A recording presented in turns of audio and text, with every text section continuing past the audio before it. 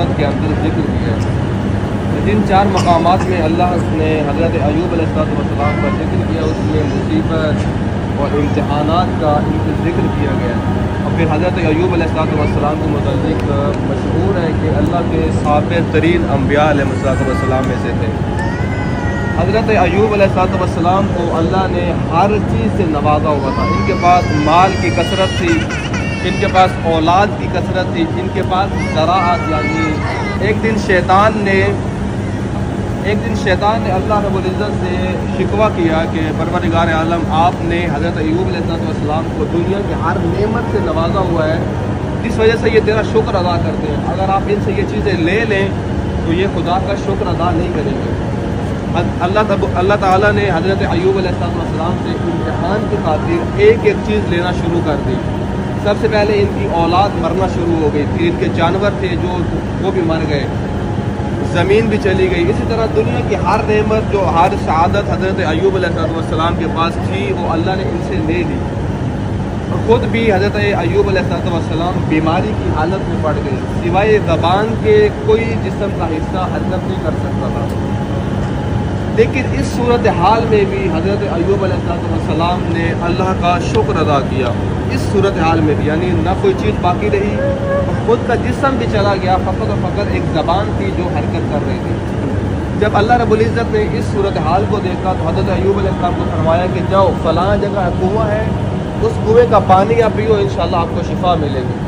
حضرت ایوب علیہ السلام ادھر بالکل ساتھ میں کنواں ہے وہ، جہاں سے اللہ رب العزت نے حضرت ایوب علیہ السلام کو فرمایا تھا کہ اس کنویں کا پانی پیے اور آپ کو شفا ملے گی۔ تو حضرت ایوب علیہ السلام نے پھر اس کنویں کا پانی پیا اور حضرت ایوب علیہ السلام کو شفا ملی۔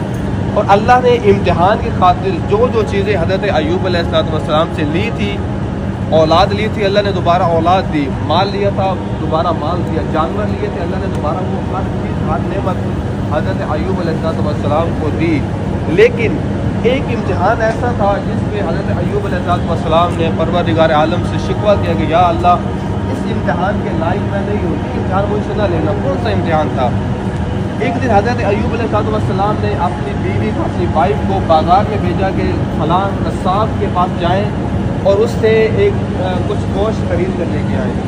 جب حضرت ایوب علیہ السلام کی بیوی بازار گئی تو قصاب سے کہا کہ یہ اتنے پیسے آپ مجھے گوشت دے دیں۔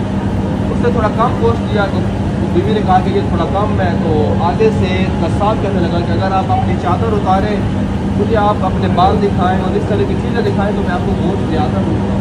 کہتے ہیں حضرت ایوب علیہ السلام کی بیوی وہی جو گوشت ملا وہ لے کے واپس آ گئی، گھر آ کے حضرت ایوب علیہ السلام کو بتایا کہ آج میں گئی تھی بازار میں اور قصاب نے میرے ساتھ یہ ایسے بات کی۔ کہتے ہیں کہ حضرت ایوب علیہ السلام نے فوراً خدا کی طرف رجوع کیا، کہا پروردگار عالم، آپ نے میرے سے مال لیا، میں نے برداشت کی، آپ نے مجھ سے میری اولاد لی، میں نے برداشت کی، ایون کہ ہر ایک مصیبت حضرت ایوب علیہ السلام نے برداشت کی۔ لیکن جب بات غیرت کی آئی تو حضرت ایوب علیہ السلام نے پروردگار عالم سے کہا کہ یا اللہ، ابھی یہ امتحان مجھ سے نہیں ہوگا۔ میں کہتا ہوں کہ حضرت ایوب علیہ السلام اللہ کے صابرین پیغمبروں میں سے تھے، لیکن یہ جب دیکھا کہ مجھ سے غیرت کا مسئلہ برداشت نہیں ہوتا تھا، میں کہوں گا سید سجاد کا کتنا بڑا ذکر ہوگا کہ مولا سجاد علیہ السلام اپنی ماؤں، بہنوں اور پھوپھیوں کے ساتھ کبھی کربلا سے کوفہ اور کوفہ سے شام تک چلتے رہے۔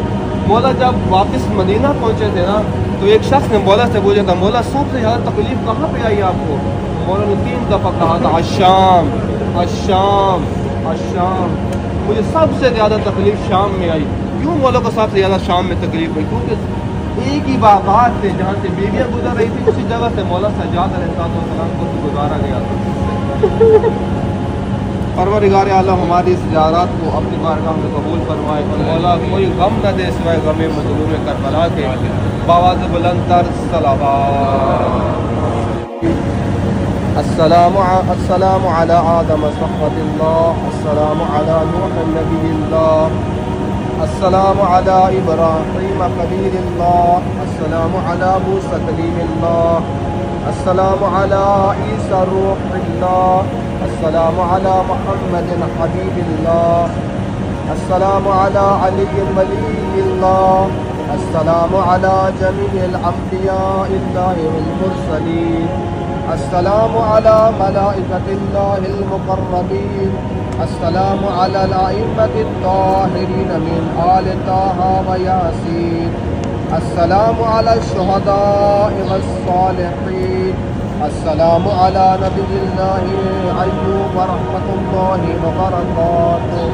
أشهد أنك قد صبرت على البلاء وحمدت الله على السراء والضراء وكتبت في جميع ما أصابك صابرا شاكرا ومتناجيا ربك ربي إني مسني الضر وأنت أرحم الراحمين حتى استجاب الله دعاك ونجاك من الأمراض وأعطاك أهلك وأولادك جزاء لصبرك وشكرك وحسن بلائك.